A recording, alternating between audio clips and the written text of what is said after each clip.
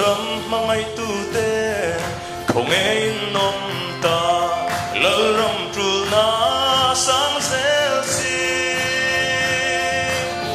ni tinin nan pung zel chan dang tu shelo le zir tir na dik loin a chim buai mek te kong dik shelovin chan tu an ngai he a chol na lu na thu tia ma om reng sin thing lo kan nom ya lang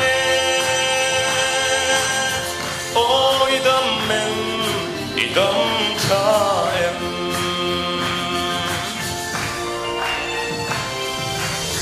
hun le ni a theng chak na atlem ta wang lai ni po a chuai zo ta lal pa tu te chua lal pa chak na ringin an chak nan sia manga lal raman din zel don mel ma le do tu te kara po he a chol na lu na thu tia ma om reng sin ting lo kan nom ya lang oi dam em i dam tha em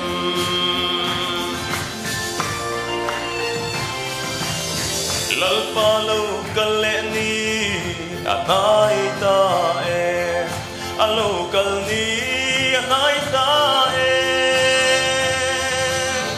in pe lo te tan chua in pe a hun ta thu thung a om te châu a shuai don si han don chiang la i dam tha em he a chol na lu na thu tia ma om reng sin thing lo kan om ya lang oi dam em i dam tha em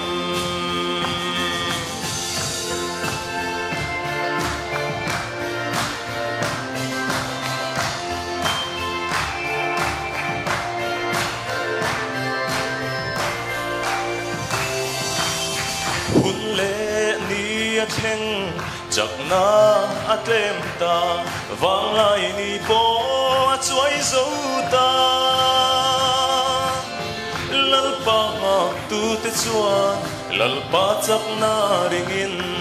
an chak nan sia manga lal raman din zel don mel ma le do tu te kara po he a chol na lu na thu tia ma om reng sin thing lo kan nom ya lang oi dam em i dam tha em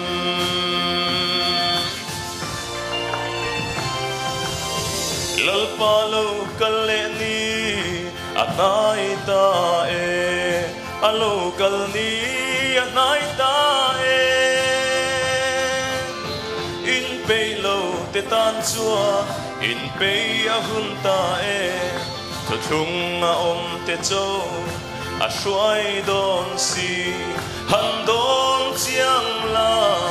i dam tha em he a chol na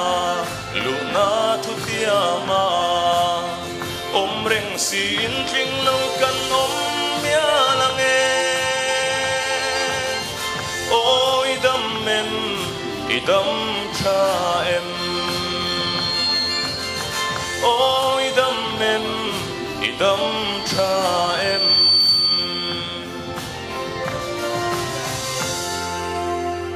la listen do puine chang rose